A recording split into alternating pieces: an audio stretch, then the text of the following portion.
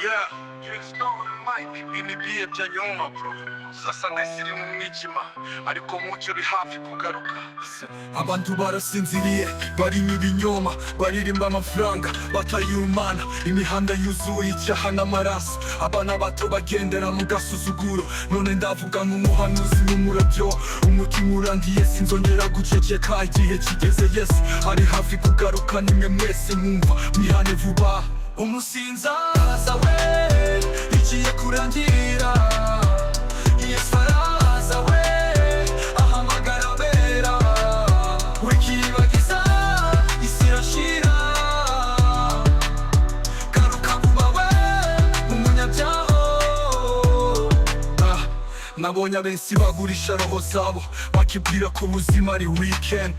Banyera mu tubari bebyina nka dance hall, ariko igihe cy'umusaraba kirabegeraho. Jye sinzongera gukina, ndavuga ukuri, Yesu ni mugabo, azagaruka nk'umurabyo.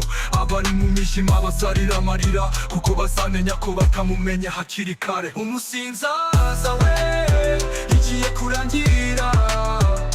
Yesu araza we, ahamagara abera. Wikibagiza isi irashira, garuka vuba we umunyabyaha.